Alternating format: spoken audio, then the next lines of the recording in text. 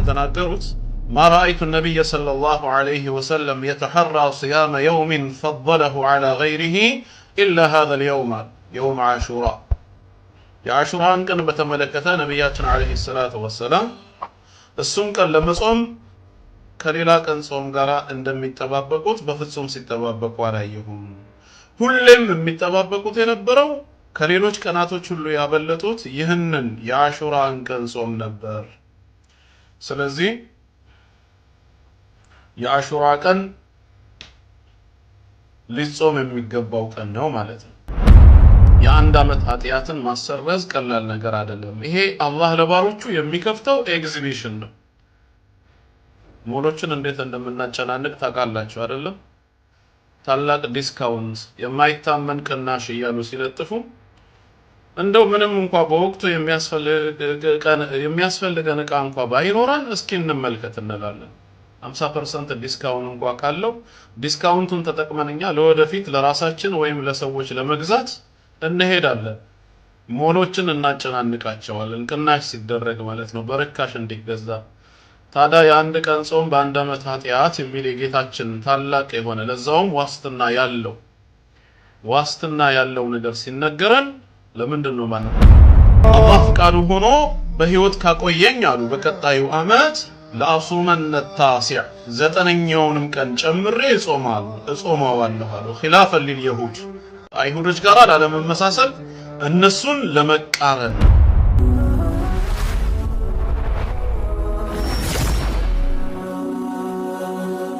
ሰብስክራይብ በማድረግ ቤተሰብ ይሁኑ። ሰላሙ አለይኩም ወራህመቱላሂ ወበረካቱሁ። የተከበራችሁ ሙስሊም ወንድሞቼና እህቶቼ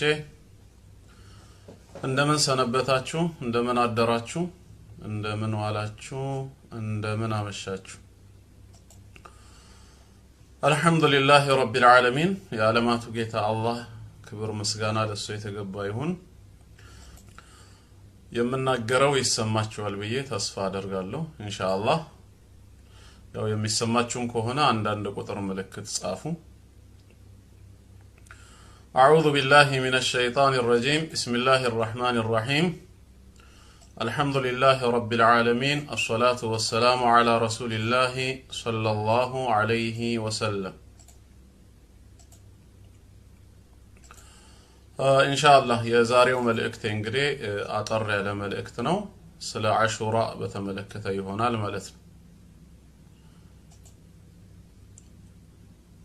عاشوراء በተመለከተ አጠር ያለ መልእክት አስተላልፍላችኋለሁ። አሁን ያለንበት ወር እንግዲህ አንደኛው ወር ወይም ደግሞ በሙሐረም ወር ውስጥ እንገኛለን። የሙሐረም ወር የመጀመሪያ ወር ነው። ከረመዳን ቀጥሎ አላህ ዘንድ የተከበረ ወር የሚባለው ሸህሩላሂ አልሙሐረም የሙሐረም ወር ነው። ነብያችን አለይሂ ሰላቱ ወሰላም በዚህ ወር ውስጥ ያለውን በተለይ የአሹራን ቀን ጾም በጣም ይተባበቁ ነበር። እንደ አሹራ የቀንን ጾም በተመለከተ የሚተባበቁት የነበረ ሌላ ጾም አልነበረም። ይሄ ወር ክብር ያለው ወር በመሆኑ ሰበብ ማለት ነው። እና ስለ አሹራ ቀን የተወሰኑ መልእክቶችን ወይም ጥቆማዎችን ልነግራችሁ ነው። አሹራ ተብሎ የሚጠራው የሙሐረም 10ኛው ቀን ነው።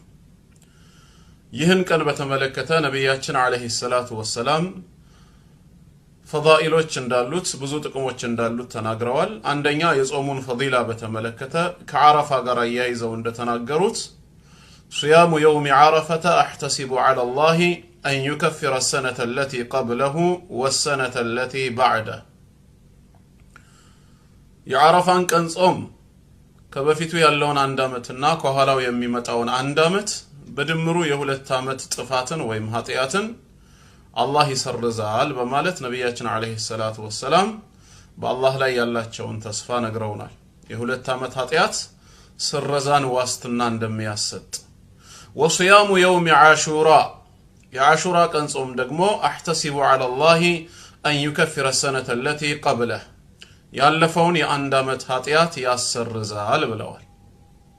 ስለዚህ አንደኛ ከፊል ለፊታችን የሙሐረምን 10ኛ ቀን አሹራን ስንጾም ይህንን ታሳቢ አድርገን መሆን አለበት።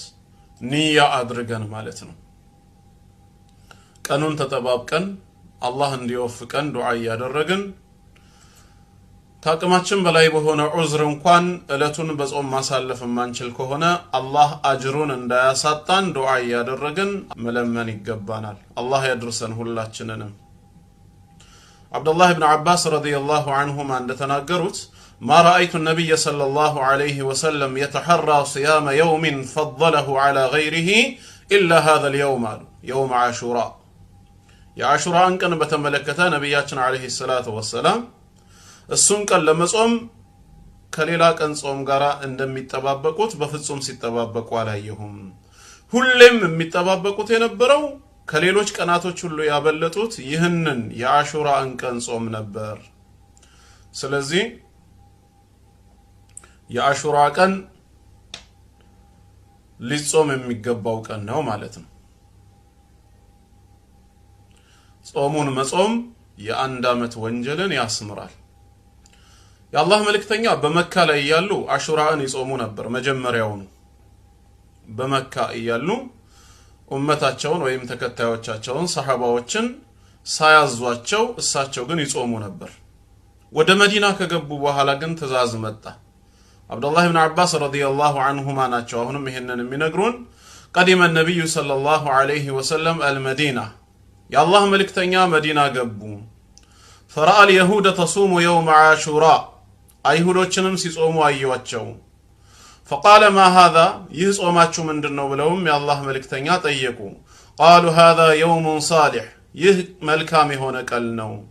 هذا يوم نجى الله بني إسرائيل من عدوهم ይህ ቀን ማለት በኒ እስራኤሎችን ሙሳ አለይሂ ሰላም እና ተከታዮችን ከጠላታቸው ከፊርዓውንና ሰራዊቱ ባህሩን በማሻገር ፊርዓውንና ሰራዊቱን ደግሞ በባህሩ ላይ በማስጠም ያዳነበት ቀን ነው። فصامه موسى አላህን ለማመስገን ጾሞታል ብለው መለሱ። قال ነቢያችን አለይሂ ሰላቱ ወሰላም ምን አሉ?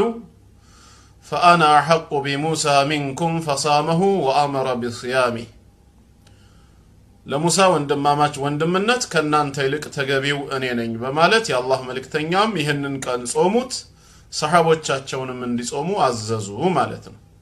ይህ ትእዛዝ እንግዲህ ዋጅብ መሆኑን ያሳያል ይላሉ ዑለማዎች። በገና በመጀመሪያው ወር ሙሐረም አካባቢ ላይ ስለነበረ በሂጅራ ሁለተኛው ዓመት ላይ ነው። የረመዳን ጾም የተደነገገው በ8ኛው ወር በሻዕባን ላይ ነው። በመሐከሉ ወደ 7 ወር አካባቢ ክፍተት አለ ማለት ነው። በዚህ 7 ወር ውስጥ የአሹራ ቀን ጾም ግዳጅ ነበር ማለት ነው። 8ኛ ወር ላይ ግን በሻዕባን ማለት ነው የረመዳን ግዳጅነት ከአላህ ዘንድ መለኮታዊ ቃል ወርዶ ረመዳን ዋጅብ ነው ልትጾሙት በእናንተ ላይ ተጽፎባችኋል የሚለው ህግ ሲመጣ ምን ሆነ ማለት ነው? የአሹራ ጾም ግዳጅነት ተሰረዘ።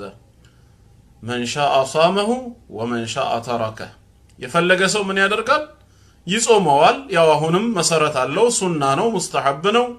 የፈለገ ሰው ደግሞ ይተዋዋል፣ ኃጢያት የለበትም ማለት ነው በመተው። ነገር ግን አጅርን ያጣል።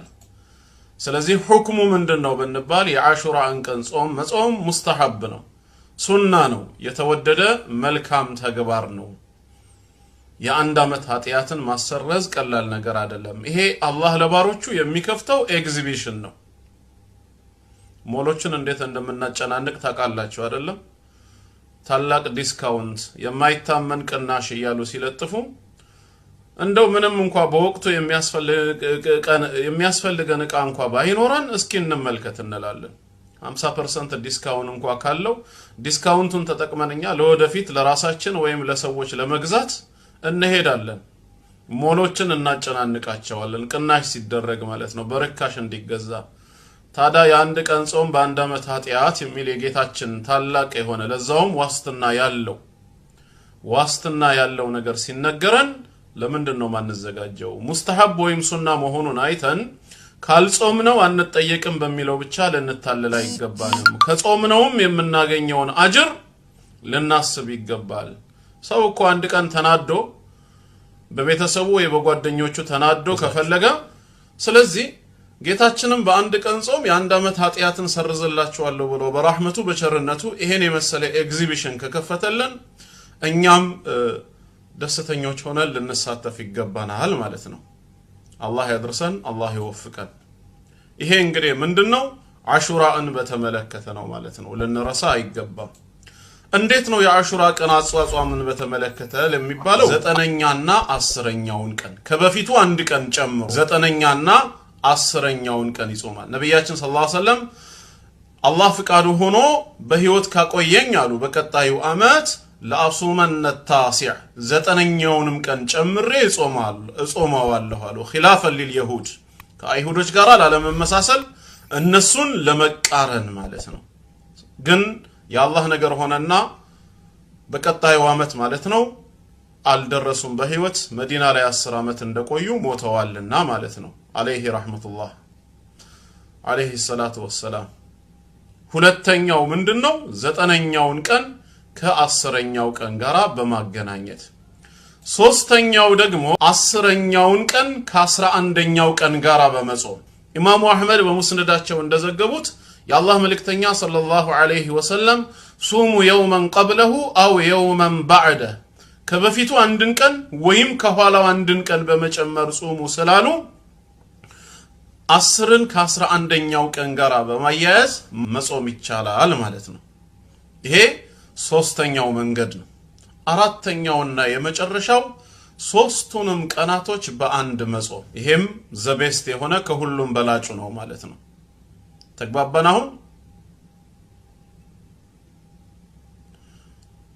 አሹራን በተመለከተ ይሄን ይመስላል ማለት ነው።